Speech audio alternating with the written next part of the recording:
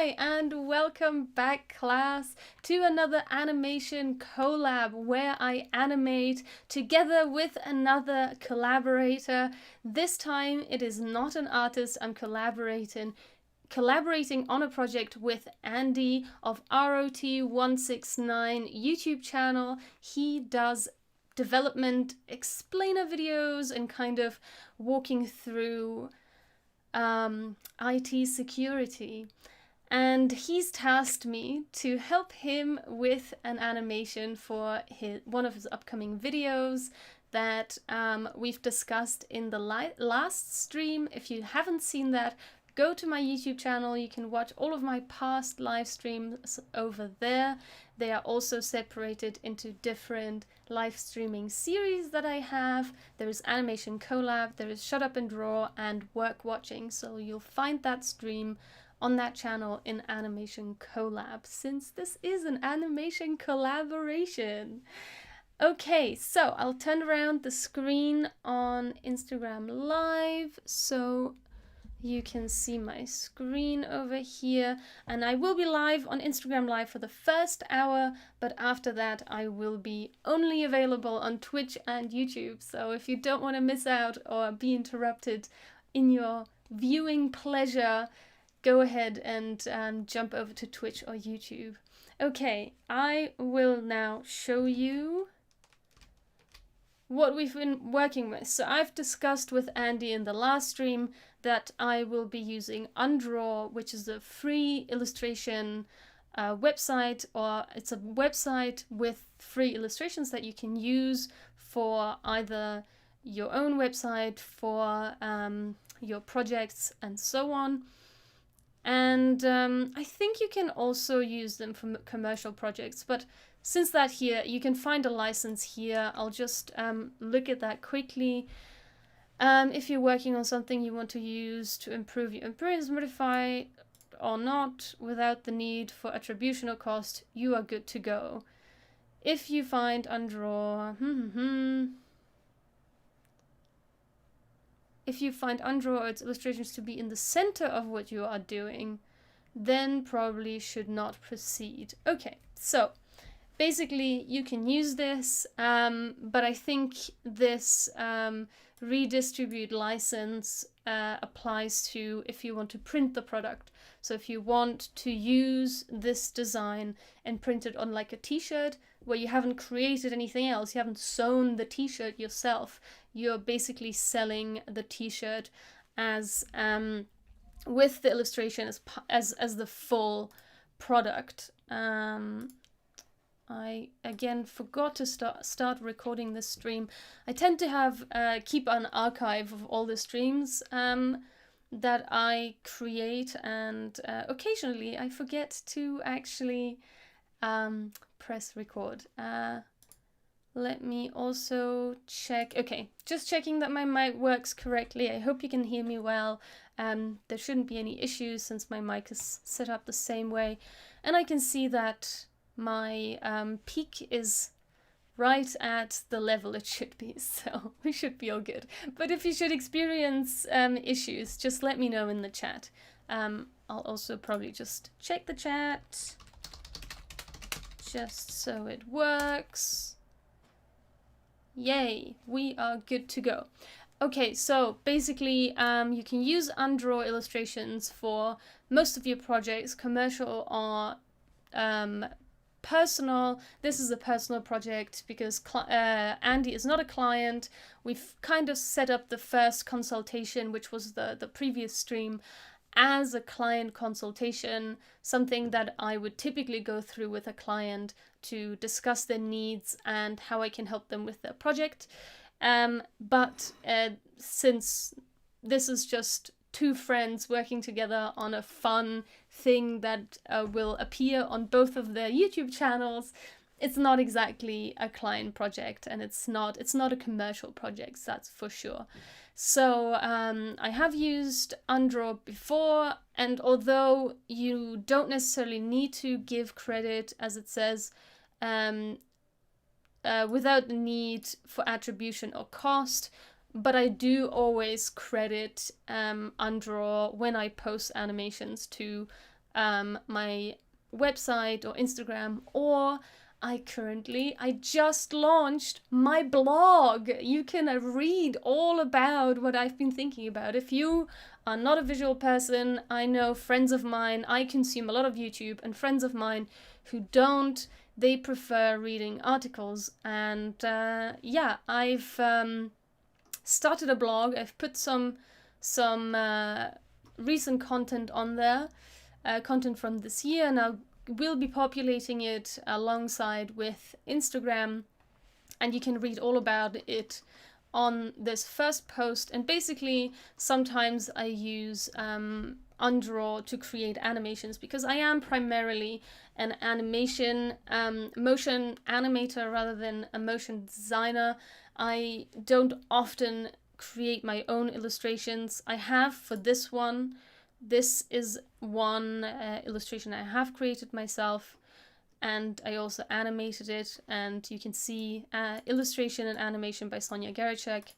Whereas for this Undraw one, I did credit Undraw for that. So even though I don't have to, I still like doing that, especially because if you call yourself a motion designer, but you actually are within a niche of that industry, then often people get confused as to what you did on a certain project. So if I say I'm a motion designer and I present a project, many people assume that I did the illustration myself, and often I don't illustrate myself. I work with other illustrators on larger projects, or I work with stock illustration, or I use things like Undraw, which is free stock, I suppose. So yeah, it's good to make it clear what that's just general project advice and general portfolio advice, that it's always good to make clear what role you played in a project. So if you were the art director, if you were the designer, if you were the illustrator, the animator, if you were everything, just quote everything. You can quote parts of it or everything. But I would definitely make the distinction if you were not the designer and or animator of the piece. So I always try to do that, even if I don't have to. But yeah, so I think I searched for computer last time. And I liked this kind of techie standard blue kind of a color. I can still change that. When you download Undraw files, they come as SVGs, and you can open them in Illustrator and then modify them and then save them as AI files. So you don't have to pre-color it, but pre-coloring it kind of gives you an idea of what this piece could look like. So I quite like doing that. And Andy and I kind of decided that this would probably be the best approach with these little blob creatures instead of humans. If you don't remember, if you didn't see the previous stream, Andy prepared a rough storyboard of what he would like the animation to look like, or the frames, the way he would like the frames to appear approximately. And I'm now going to find the appropriate graphics to display that. And this graphic will probably be able to use it the way it is. I'll just need to translate that into vectors. So what we need are some of these structures. And one of the things that we need is a computer screen and a person, and potentially a door. So I quite like these guys, and I'm just going to go through this website and kind of download the things that I think might be useful for this animation. And I'm not going to mess with them immediately, because I might download some stuff that I might not need. So this is just kind of the preliminary search. So what I like is, I like the sky, I like this computer screen, I might want to not use a laptop. I might need an actual monitor, so I'm gonna get this one as well, just in case I want to pivot and use a different type of monitor. I also like the way this design is kind of has this offset line effect. So just for inspiration, I might take those as well, and I'm gonna take this one as well. So we have quite a few options for screens and also these windows that are going to appear. Now I need to have a look, and oh yeah, this is really nice. This has this like offset line effect again. So I'll take that into my asset list as well. And now I probably need to start searching for something a little bit more specific to what we need. So let's have a look. We have the monitor, we have the files. So this is some sort of block system. I'm gonna have to ask Andy what this is about. I know he sent me some sort of information, so I'm gonna have to have a look at what this is supposed to display and then potentially find a more appropriate image for this, but that's okay. We don't need that just now. Maybe we need something like a door. I mean, I could go with something simple like just these two rectangles, but maybe Undraw has a better illustration for that. Let's see. It's not quite, but actually this thing could kind of work for this one. Whatever that is, it's kind of looking like a loading, unloading thing. So I'm gonna grab this. I'm gonna keep that as well. Doesn't exactly have a door. It does have this one, so maybe we'll go with this. And let's see how well that works. Maybe this one. I also like the look of this for this sort of stack of things. Andra has a huge library of what you can find here. And I did find that when I didn't save something, I had a hard time finding it again when I was doing a second search. So that's why, hi, welcome to the stream. So that's why I'm just kind of saving everything, and then later on I'm going to go through it and find the right pieces that I need.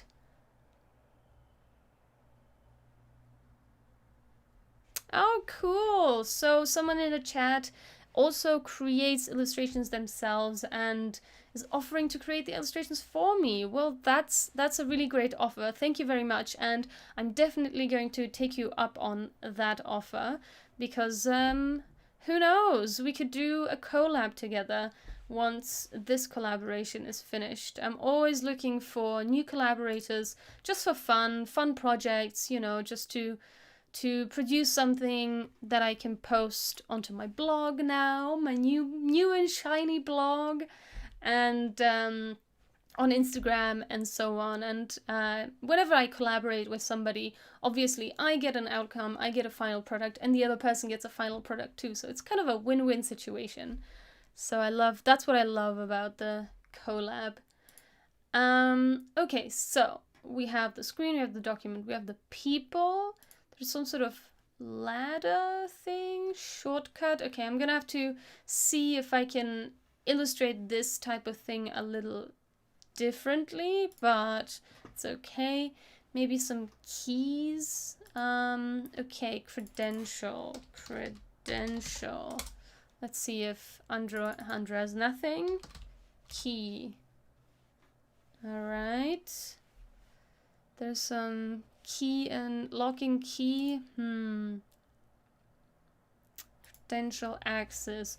What else could we think of credential? This is authentication. That's kind of like credential access, right? I'm gonna save that and I'm gonna ask Andy if that's kind of relevant to this credential access image. Discovery, so that's like network, I guess. Network. Something like this, maybe? This is quite nice. I'll keep this one. There's something earlier on that was also like a connectivity thing. I also like this one. And I want to go back because there was another image that had like this connectivity thing. Oh, I can't go back to a different search term. Oh, that's a shame. Okay, I think I was searching computer in the beginning. There was something like that here. Let's go back to this blue. Oh yeah, this one. Circuit board. That might be viable. Let's see. Or this one, actually. A server cluster. Lateral movement, discovery. Let's also grab this server cluster. I quite like that. And what else do we need? Defense, evasion. I don't know if we need this sort of camera thing. I think we might be able to visualize that slightly differently. Command and control. Okay, so I'm gonna have to find out what Andy was thinking with this one.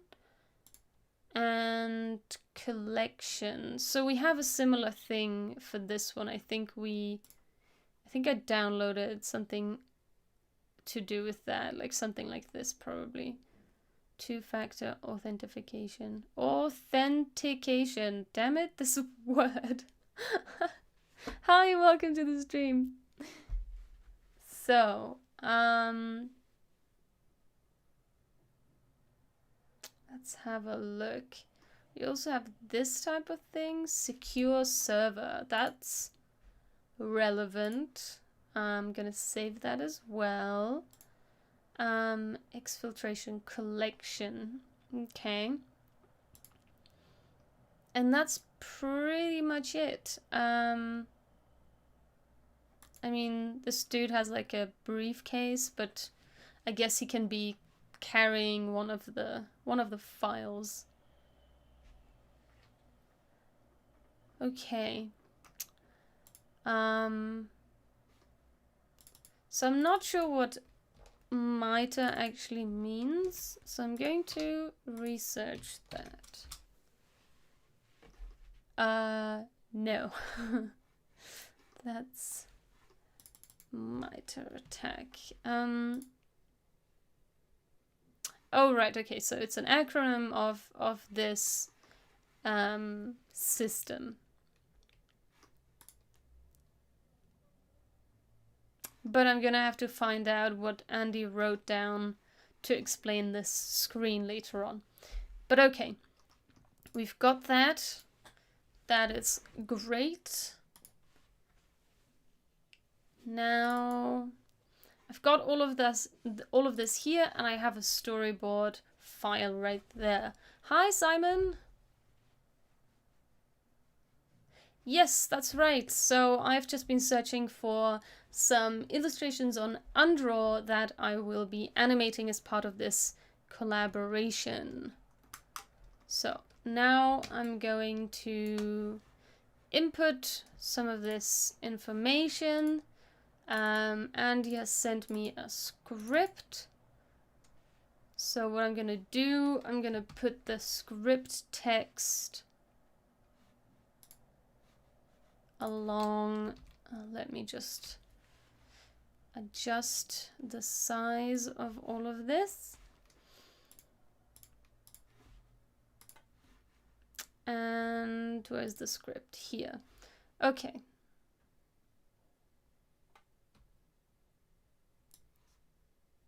Now what I want to do is put the script into these script layers so that I can kind of visualize how long each scene will take in relation to the text. Okay.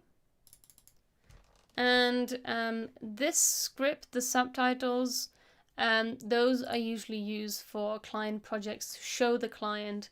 So I might apply that later on, I might not. We'll see. Oops, now I've created lorem ipsum text. Do not want that. Okay.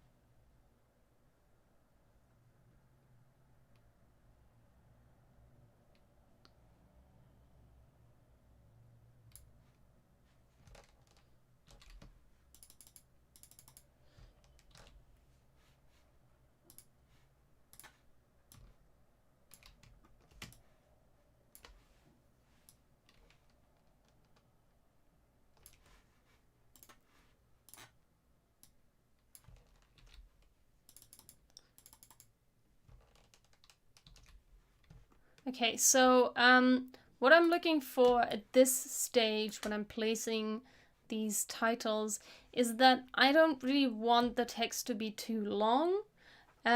These screens will show me roughly the sorry, I'm trying to get here. This is Andy's storyboard, and he's kind of split up the scenes into what you're going to see while he's talking, which I'm then going to treat with the graphics that I found.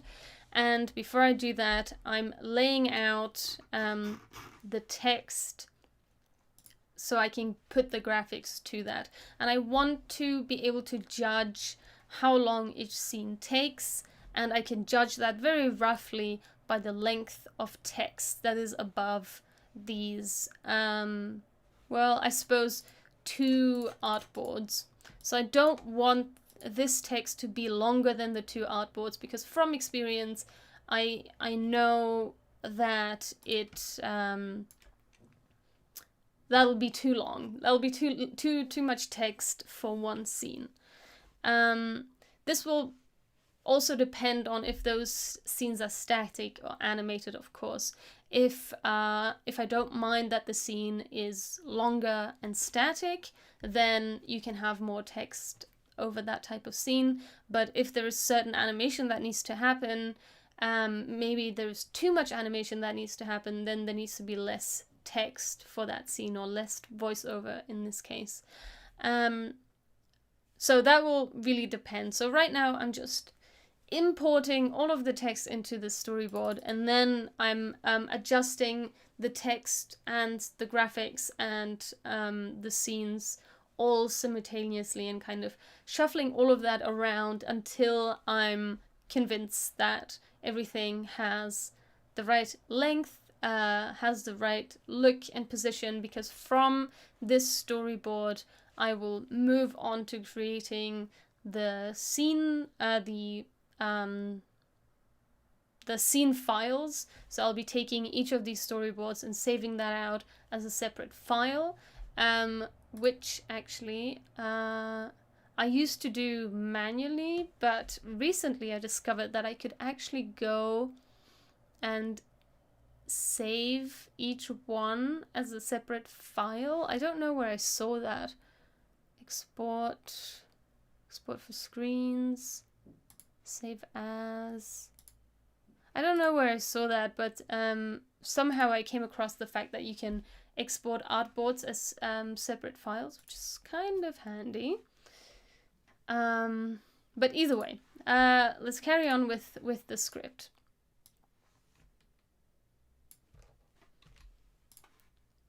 So I'm just gonna put that in here, and I think I want these to be center aligned, just so they are kind of in the center between these two.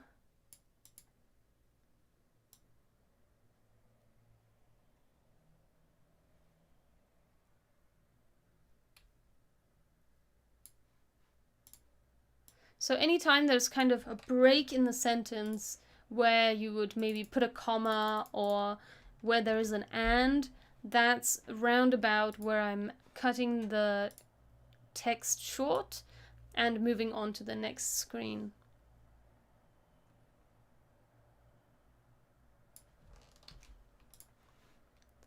This might even be too short for this one screen. It might just be like this, and then the second one will be here. I don't know. I'm going to, and that's actually, it is actually too long. So I'm not really going to find out once I start adding the graphics in here and building the scenes.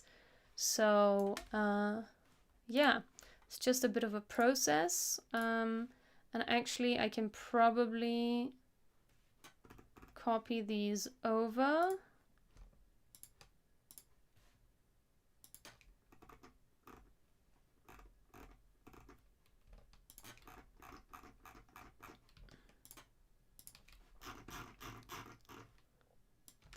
The storyboard might not be this long, but I'll just duplicate this anyway, and they are also not aligned to the center yet.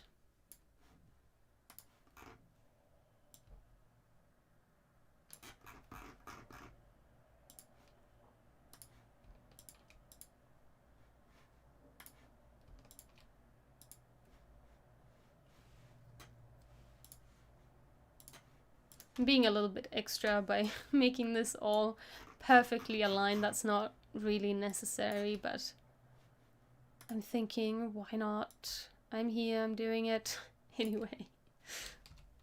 So, alright, so we'll continue with the next line. And where was I? My highlight stopped highlighting. Nefarious objects. Okay. MITRE is the organization which developed Attack. Great. So this is a really short sentence, and that can actually go just above this frame.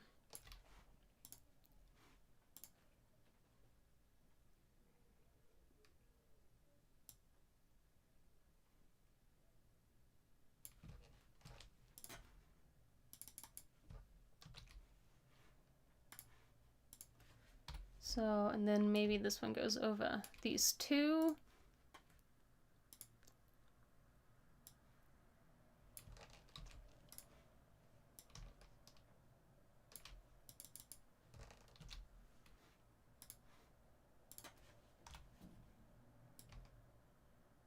So this one's pretty long.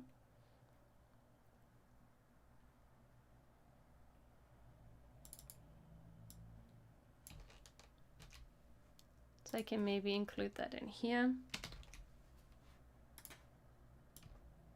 It's really long.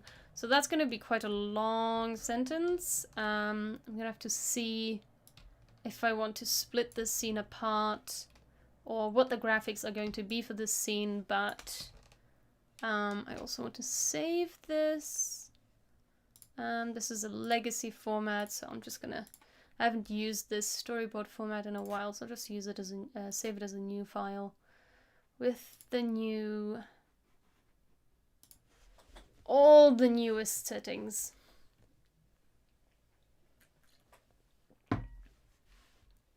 Okay.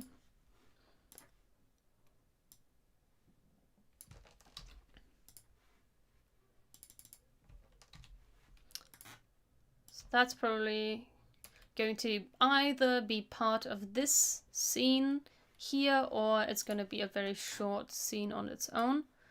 We'll see that later.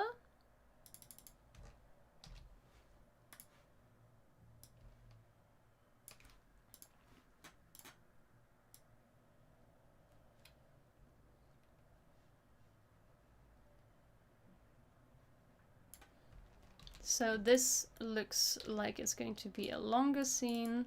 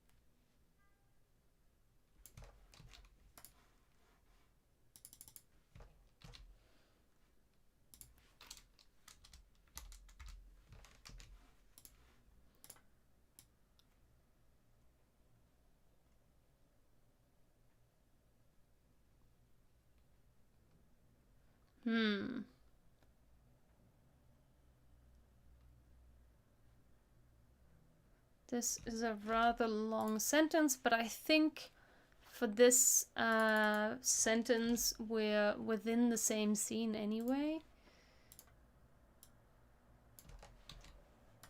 Because I think at this point Andy is still explaining the miter attack framework, which is the screenshot here.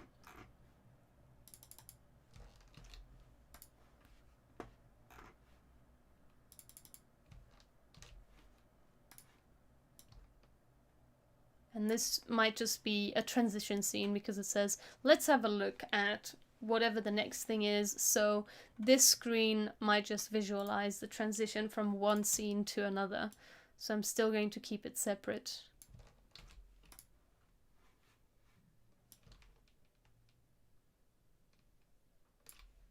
Oops, I duplicated that. I didn't mean to do that.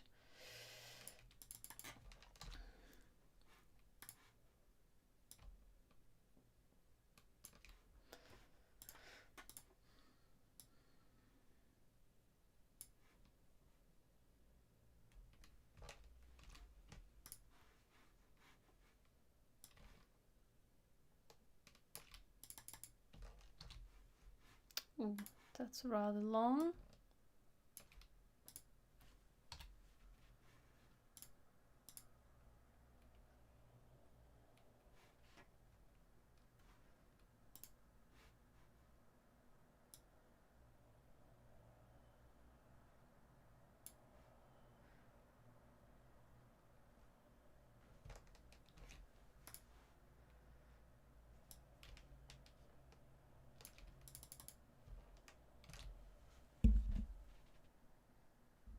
Hi, welcome to the stream.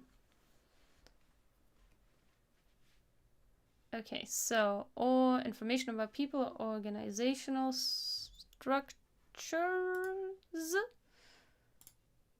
I guess there should be an S there, which could be of use in creating more realistic phishing attacks or social engineering. I think that's probably...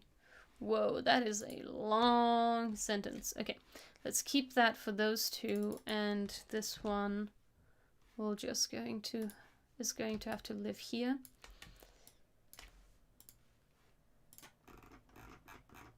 Whoa, that's still so many words.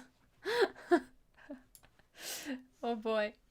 Okay, I feel like the script currently doesn't match the length of the storyboard. So I don't know if Andy was thinking that these screens are going to be on screen for a long time. But I'm gonna have to check that. I'm still going to carry on with this for now. And then I'll have a better idea later. So where was I? Engineering.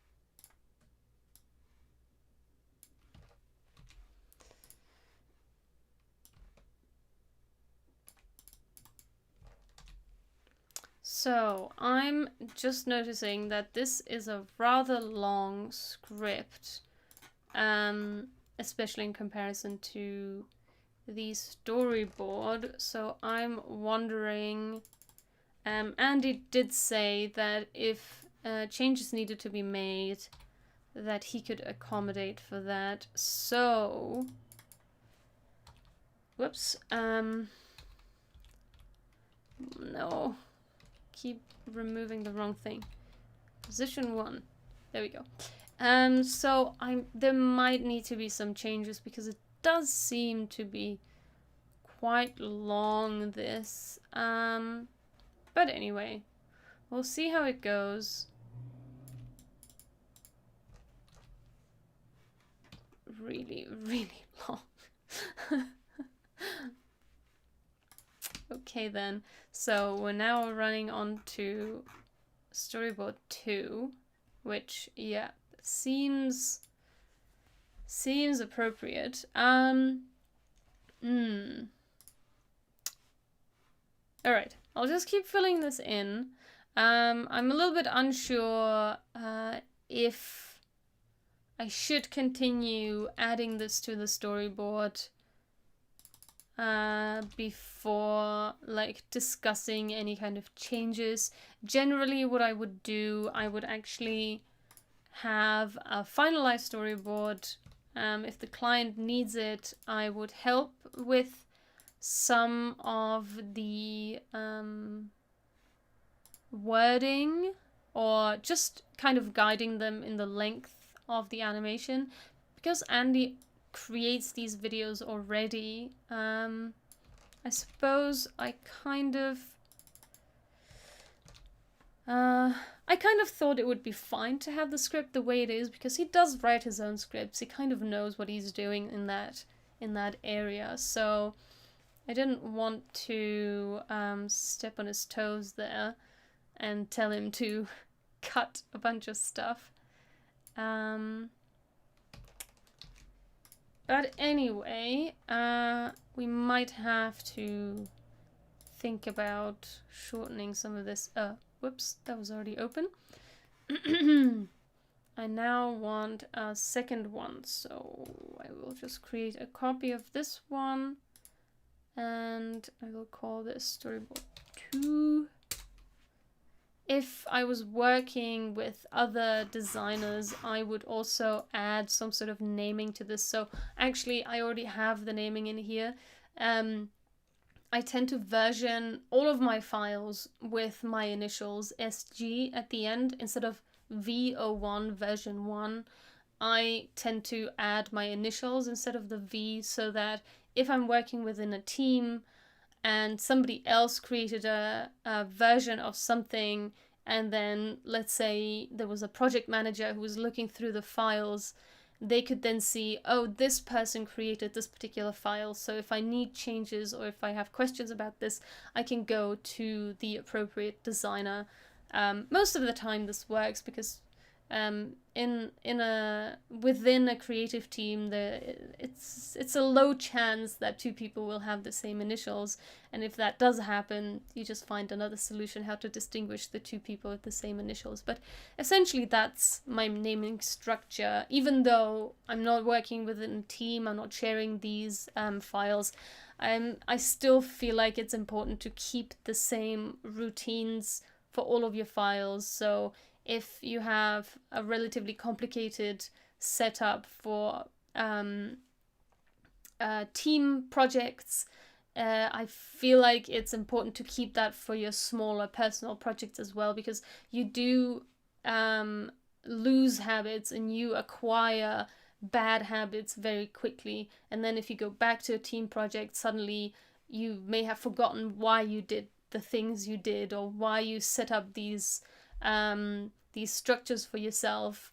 But if it's just your habit to follow them, then your initial thought, your initial idea of why you created a thing or created a structure in a certain way, it will still serve you despite the fact that you don't remember why you did it that way. So I do tend to stick to my structures. I'm just gonna have a little snack. I'm getting a little hungry.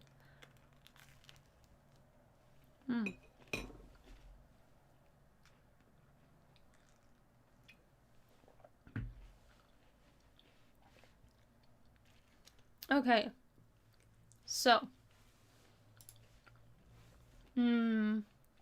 this is the second storyboard. I think I still have the text copied that I want to input. Let's double check. Ends on discovery, starts on or. Great. Welcome to the stream! Join us on Twitch or YouTube if you're watching on Instagram Live. Okay, so a common next step is to then establish a more reliable method of persistence. Excellent.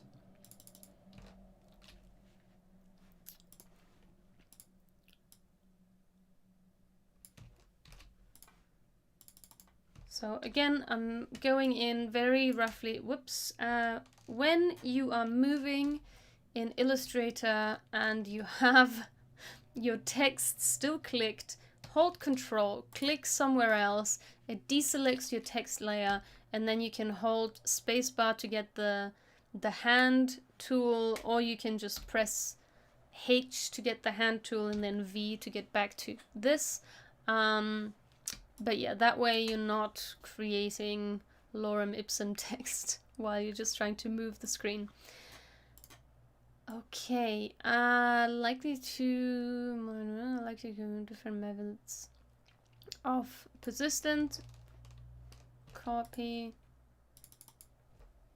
So always where there's like where you would naturally take a breath, that's where I'm kind of roughly judging where I'm breaking apart the text, or where there's a comma or an and so on. And this is kind of short, so that can live just above this screen, and then we can maybe grab this one for right next to it. This might be a bit too long. Yes, it is. Okay, so what I'll do is I'll just add it to this portion, and then it can just live above these two. Might be a little bit too long, but we'll see that later on. And if you're wondering what these numbers mean, generally I try to number when I'm going through a storyboard. I like to number all of the scenes, because once I start creating the animation files, the scene numbering looks kind of something like this: 0, 1, 0, the number of the storyboard, because if I'm working with different storyboards, and maybe you need to go back to the storyboard, you need to change a scene, or maybe you forgot to take something over from the storyboard to your scene files. It's really handy to know which storyboard it came from, because if you don't, I used to not have the storyboard numbering in the storyboard indication in the name of the scene file, and you only have all of the numbers of all the scenes, and then you realize, oh, I forgot to take something over from the storyboard, or the illustrator who works on the storyboard made changes, so I'll need to grab something. Then you need to figure out which scene number belongs to which storyboard to find the correct storyboard. If you have multiple storyboards, it's like a whole mess. So I've gone into the habit to name my scenes, but include the storyboard number. And also it just says scene here, but actually I would replace that with a scene name. So either a relevant word from that from the script that describes the scene, or something else that describes the scene, not just scene, because that's again, if somebody's looking through the scenes and maybe a version of the animation was already rendered and they want to make a change in one of the scenes, maybe change the color or something that's easy to change within the Illustrator file, it's much easier to find the scene with a descriptive title rather than with the scene number, because from a rendered video you don't know which scene number that particular scene belongs to. So that's just a tip there. Alright. Okay, and I can see that we are slowly ramping up to an hour, so I think I might have to close down the Instagram Live. So if you're still on Instagram Live and you'd like to continue watching, please feel free to head over to Twitch or YouTube. You can find the link in my profile description, and then you can keep watching uninterrupted. Okay, so we'll keep going with adding the text. Unfortunately, I got lost where we left off. I think here, this is where we left off. So I'm going to go in with, yep, this sentence here.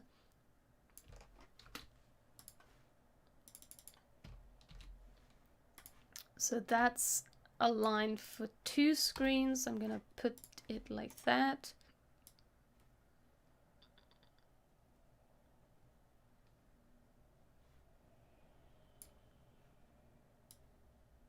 I could also just grab this and paste it across 3 screens. I mean, this all really depends. I mean, it's long enough just for 2, but this really depends on how much I want to show on screen. But again, I would probably find that out later down the line.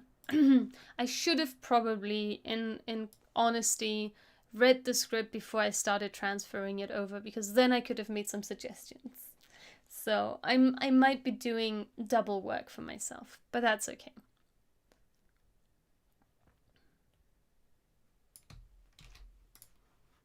So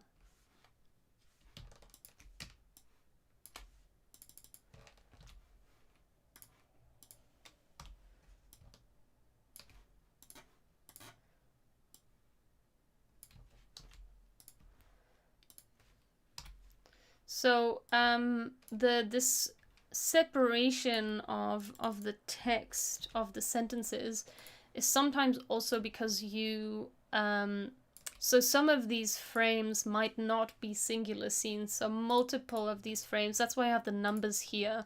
I won't have a number for each of these artboards because a scene might stretch over multiple of these storyboard artboards. Because I may want to, so if I was working with a client, I want to show them what the animation, what the motion might be like. Maybe there's a character and that character moves. I want to show the key poses in these frames, basically. So this scene 4 might be going over 1, 2, 3, maybe 4 or 5 scenes, just because I want to highlight certain things that happen in the scene. So don't think of these frames just as singular scenes. They might be multiple ones, might depict one scene, but show different movements, different aspects of what happens in the scene. So that's the main reason I'm separating this text. All right, so system.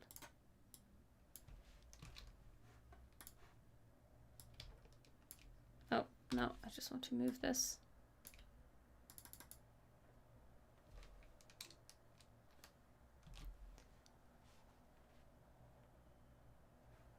Just, hi, welcome to the stream. Okay, privileges, and then, oh, just checking to the end. Okay, almost there, almost there. So we might need a third storyboard, but again, I won't really know until I start putting down the graphics.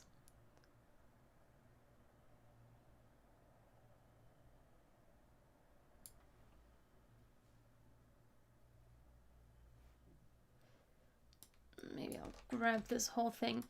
Okay, so I'm going to say goodbye to the Instagram live folks, and I'll be right back on Twitch and YouTube. So stay with me, folks.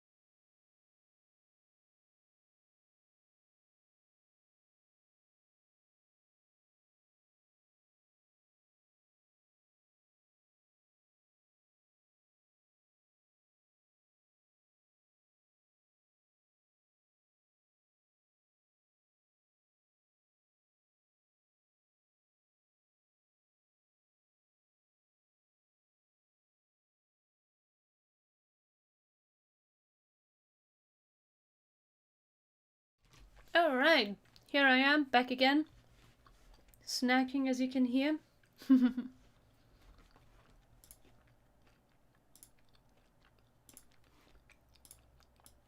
So, that sentence.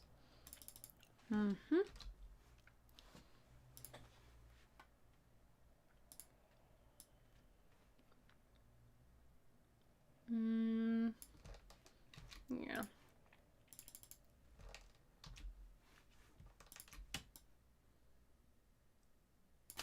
That's probably fine.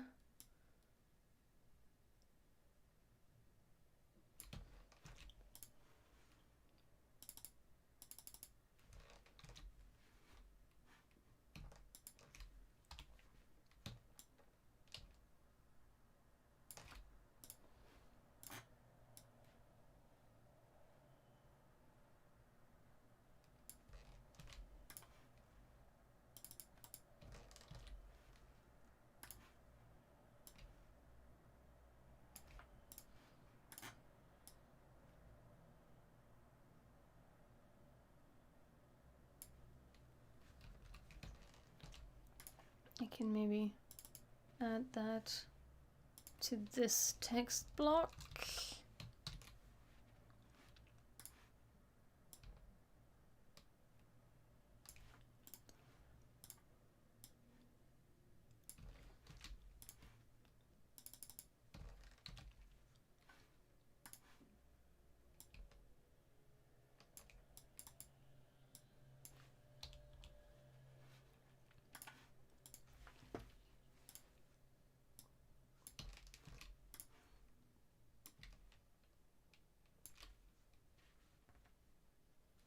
Cool! Thanks for joining me, since you need some company.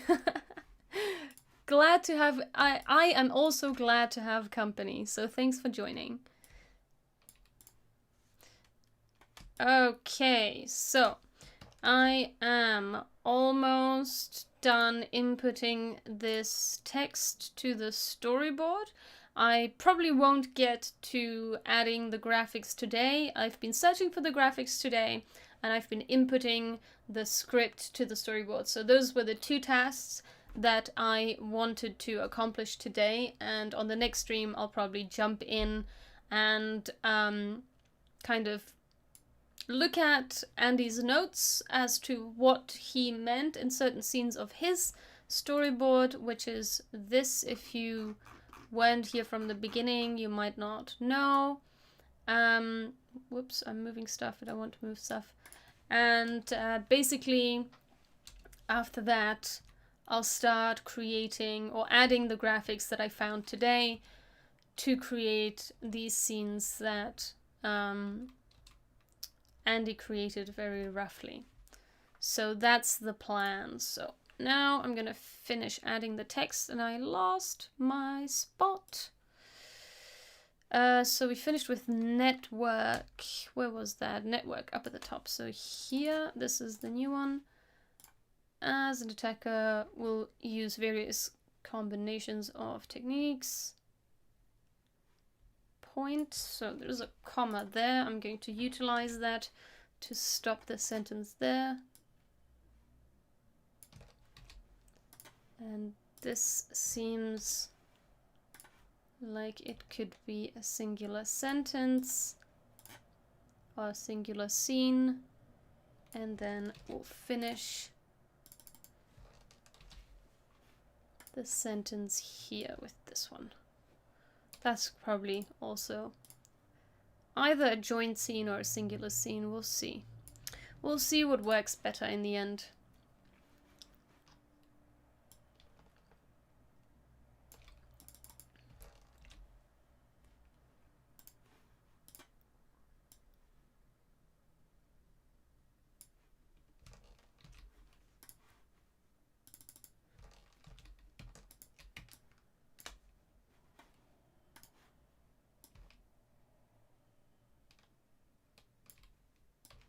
Whoa, did not mean to resize that. Okay, and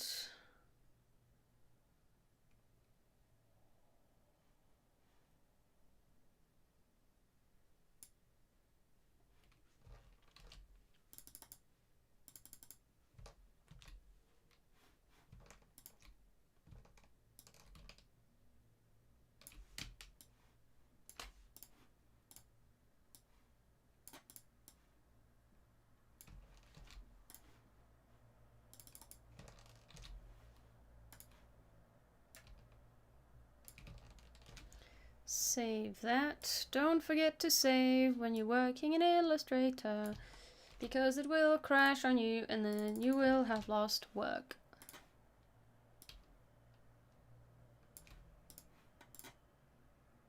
Control or Command S, in case you don't know that.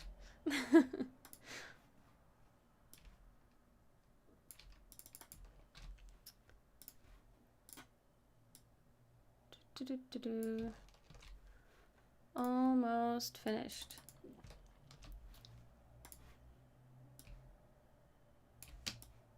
And one last frame.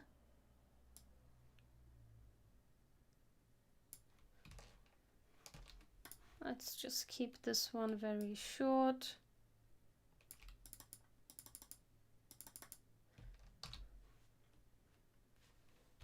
And I'll add an ellipses here just so I know that this storyboard continues, and then I'm back in design and I will create another storyboard.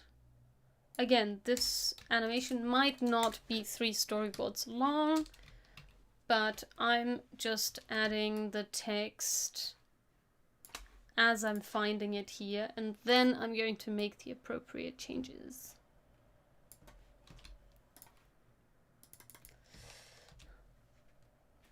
So if you weren't here before, you might be wondering why I'm doing it this way, and yes, I probably should have and could have looked at the script before adding it to this storyboard, but alas, here we are. I've started the process, so I'm just gonna stick with it.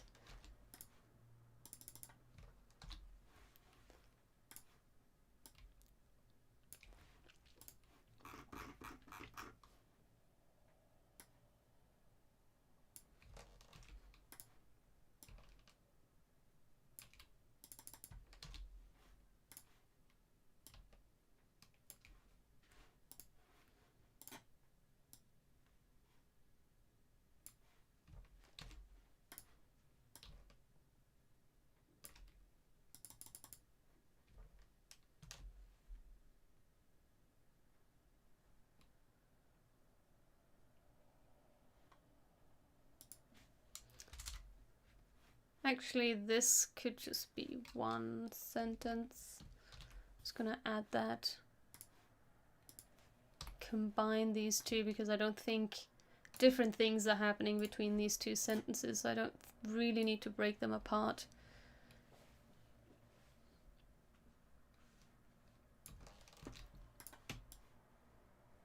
Ooh, but now that's a really long sentence to be starting a last frame on.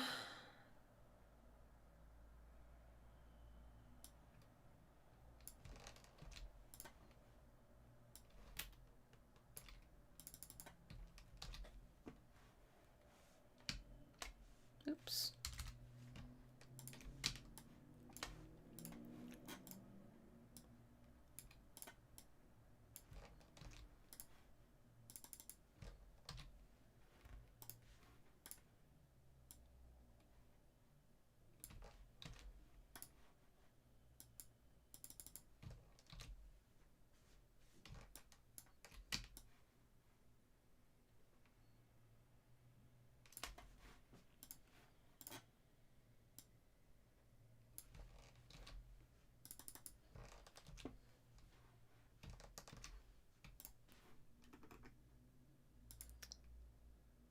Uh-huh.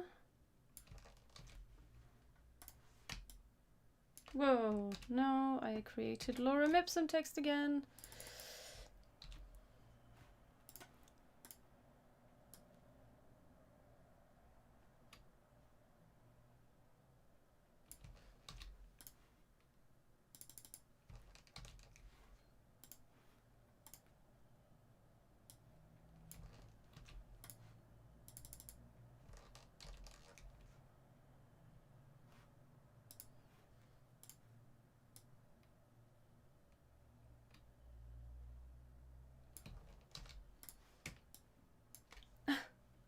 Keep doing that. Keep adding lorem ipsum text. Right.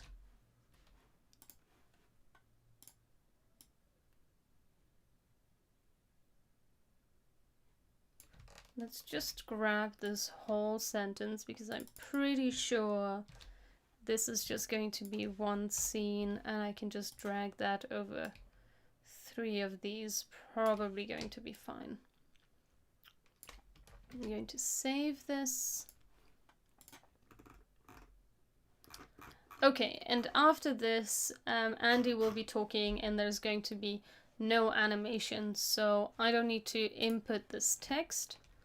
So I'm going to just remove the text parts from here. So it's actually two storyboards and a little bit. All right, so the admin chunk of this design portion of the work is done.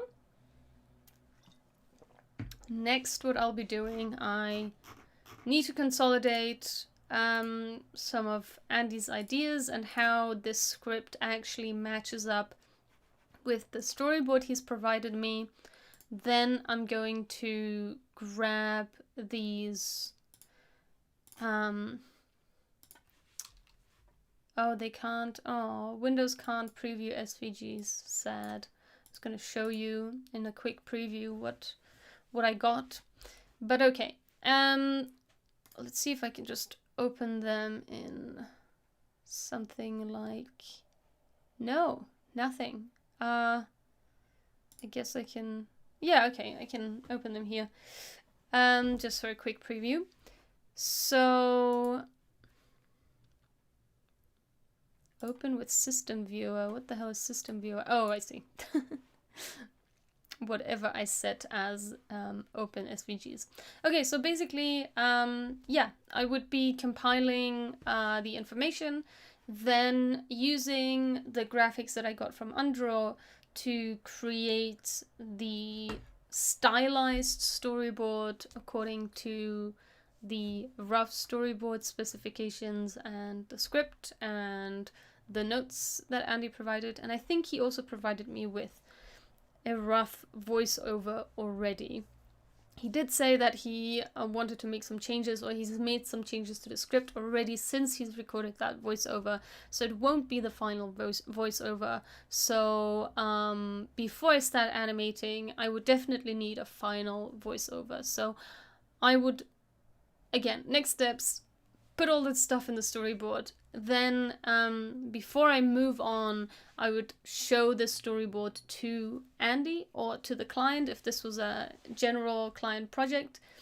And then I would get some feedback on that, make the appropriate changes if the client had any changes, or get approval so that I can move forward to the next stage, which would then be the prepping for animation stage. So I would take all the graphics from the storyboard and save them in singular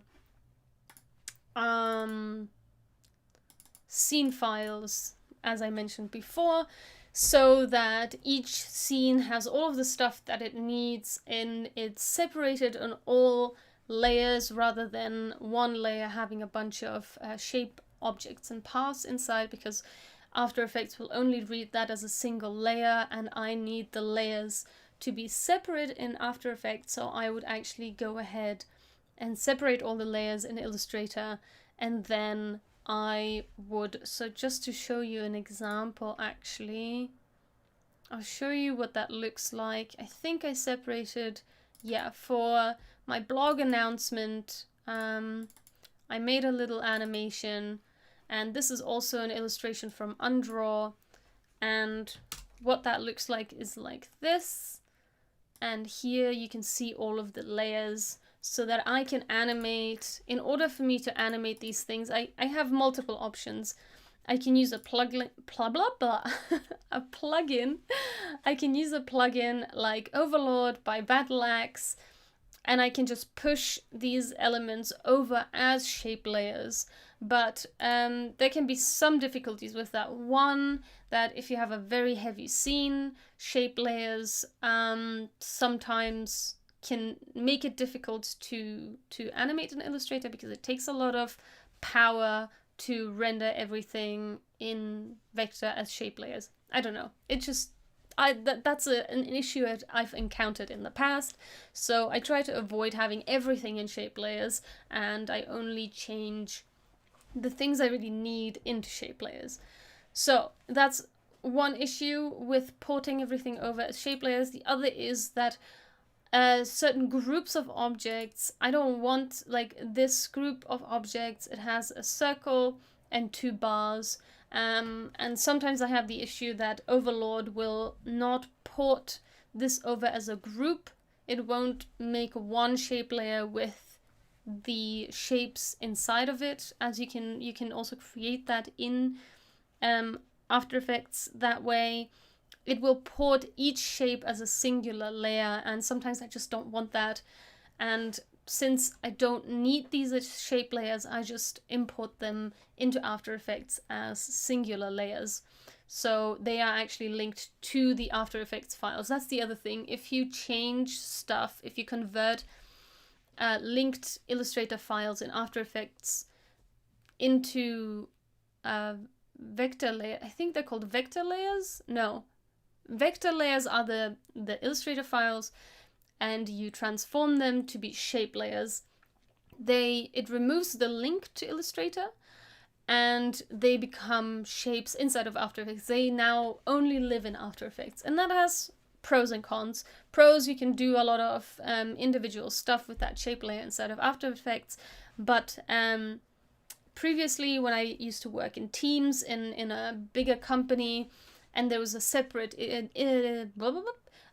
design department and illustration department, they could sometimes make changes to the files while the animators were working. So you obviously don't want to change the shape of a file, but if they just needed to make a color change, they decided, oh, I don't want this to be purple. They didn't have to go to the animator and say, can you please change this from purple to another color? They can just go ahead, make that change, save that file, and it would just update in After Effects. So it's a really seamless workflow. And if you change it to shape layers, then they would have to go to the animator and say, can you please change this color to this other color? So that's one pro or con. Obviously, when you work on your own, it doesn't really matter. You can just go ahead and make that change because you're the one making that change anyway. So, but it's just a consideration between why you'd want to use a linked vector file instead of shape layers. The other thing is, what is it that I wanted to say? Well, the pro of using shape layers is that you can actually force the stroke width to stay the same even if you scale the layer up and down. If you're using the linked vector file with Illustrator, connected to Illustrator, then obviously the entire shape or the entire layer gets smaller, including the stroke width. And for this particular project, I didn't want the stroke width to change. I wanted it to stay all the same. And there is a expression that does that for you. And so I used that so that all of the lines stay the same width, and that was super useful. You can only do that if you're using a shape layer, obviously. Well, maybe it's not obvious to everyone, but that's how it works. So yeah, there are various reasons why doing that makes sense, why not doing that makes sense. But basically, if you are using After Effects with Illustrator together, you want to split up all of your objects into separate little groups that live on top layers. So top layer is something that you create with the plus button down here. You can then also create sub layers, but most of the time that's not really necessary. But whatever is inside of the top layer will appear as one layer. So even though I have multiple shapes on this layer, it won't appear as singular layers in After Effects. It'll just appear in whatever layer I made it in Illustrator. And it also will keep the names I gave the layers in Illustrator. So that's kind of how that porting works if you've never worked in this workflow before. All right, enough babbling. I think I don't want to save the changes. I do want to save these changes, and I hope I've saved everything and nothing's broken. Okay, well, I hope you enjoyed today's live stream. If you did, please give it a like, and if you'd like to support me, I'd appreciate it if you'd subscribe to the channel, click that subscribe button, and whatever else you need to do on Twitch or YouTube. You can ring the bell icon to be notified the next time I go live, and that is on Tuesday at 5 p.m. CET, that's Central European Time. I stream regularly Tuesdays and Fridays at 5 p.m. CET, unless something gets in the way and I'm unable to stream, but I always let you know on my social media, which you can find the links to on screen or in the description.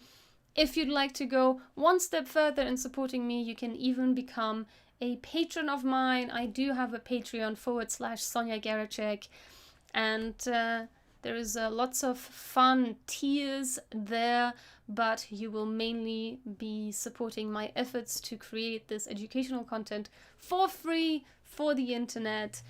And yeah, you can also hear more from me if you like. I have a mailing list. You can go to mailinglist.sonjageracek.me.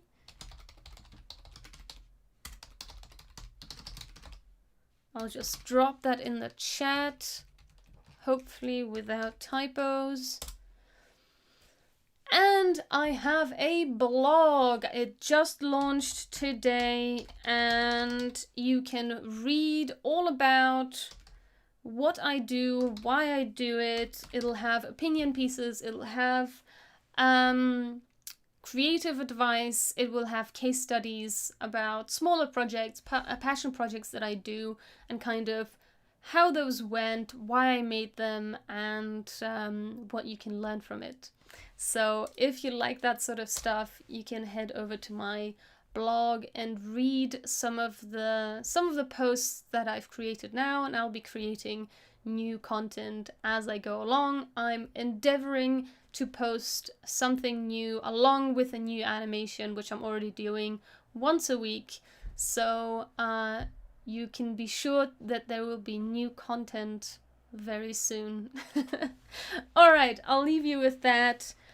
Hope you had a good time. See you next time. Bye!